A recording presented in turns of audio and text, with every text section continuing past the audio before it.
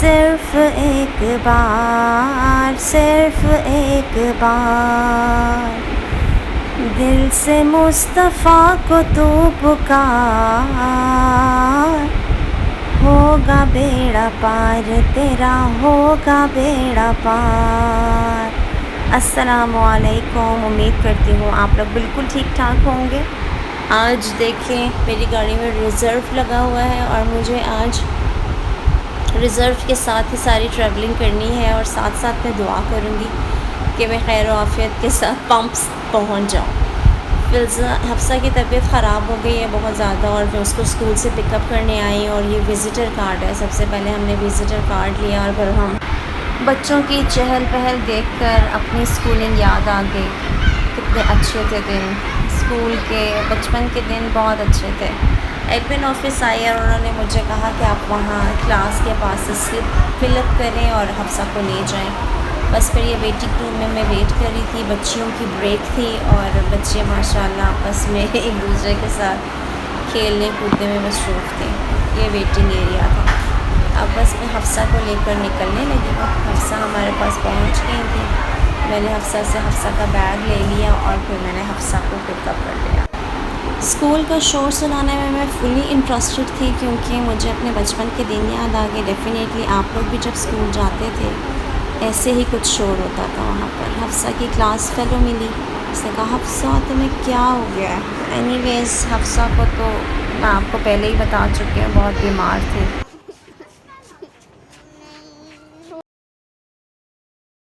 क्यों रो रही हो? कोई बात नहीं। अच्छा एक मिनट रुक जाओ, मुझे थोड़ी हफ्सा थोड़ी देर के लिए यहाँ बेहोश हो जाओ। हाँ भैया थोड़ी सी बस रो है। हफ्सा को कनोला से और इंजेक्शन से डर लग रहा था।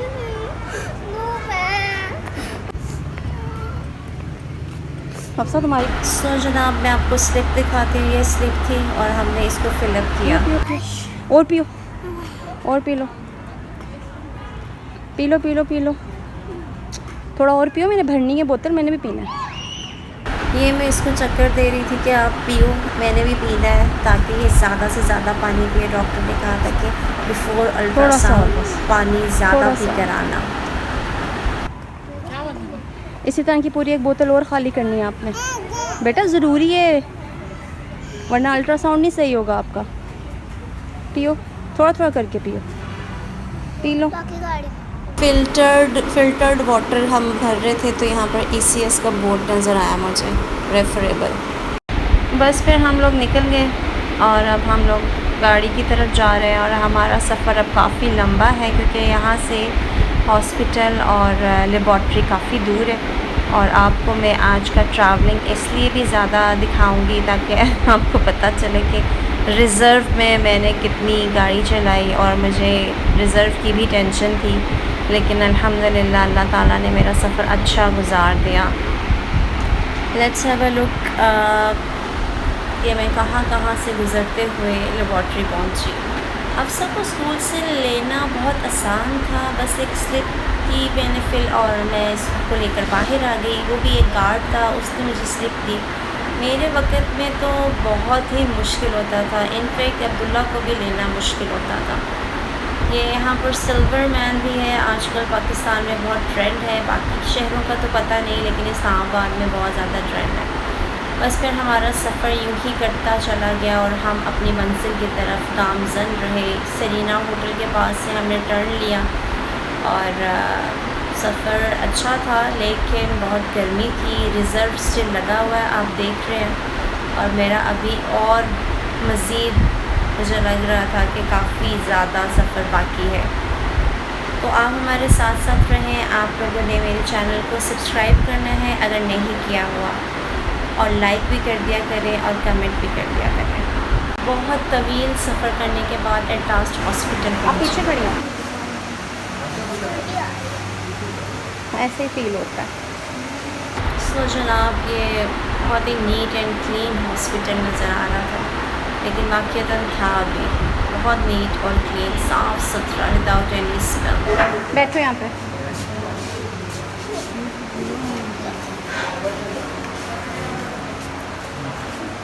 क्या हुआ? वॉमिट नहीं करना।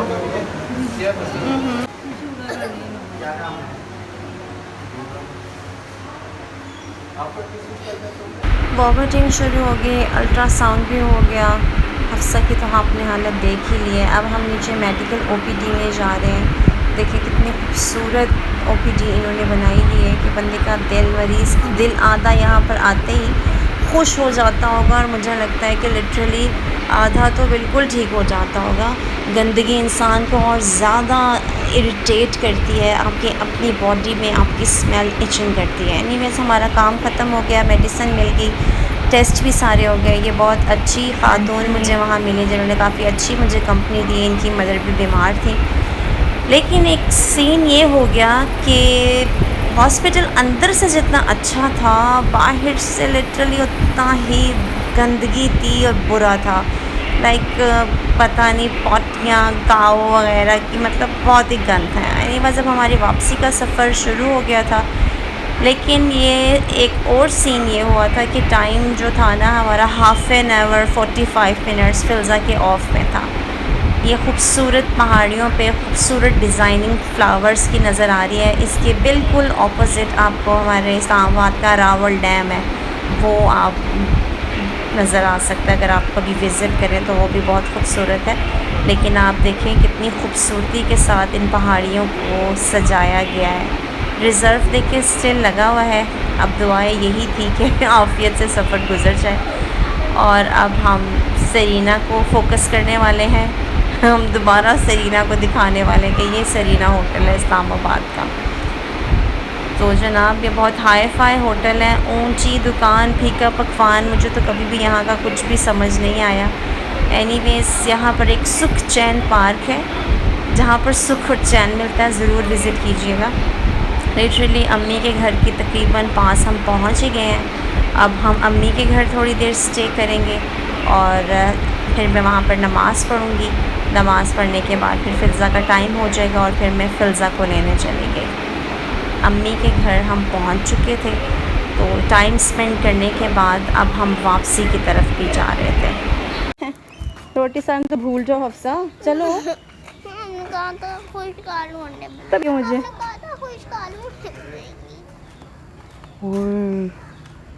भूत आ रहा है, भूत आ रहा है।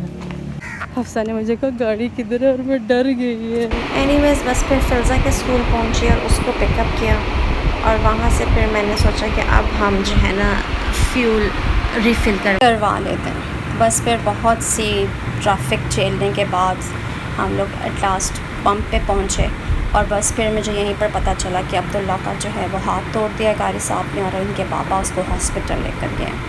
बस अल्लाह ताला कारी साहब को भी हिदायत दें, और जो जो बच्चे हिफ्ज़ कर रहे हैं अल्लाह पाक सबको अपनी अमान में रखें और आफ़ियत के साथ उनकी इस मंजिल में आसानियाँ पैदा करते हुए कामयाबी अता करें।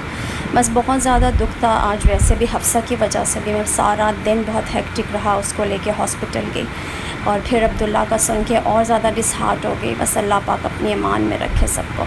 बस फिर अब्दुल्ला घर आया और बहुत सैड था, उदास था। मैं ख़ुद बहुत ज़्यादा परेशान थी कि ये दूसरी दफ़ा था कि इस तरह हुआ था। बस क्या कर सकते हैं, जो अल्लाह का हुक्म। हफ्सा भी निढाल रही और अब्दुल्ला भी बहुत ज़्यादा अपसेट था, और चोट की वजह से वो भी बहुत ज़्यादा टायर्ड था।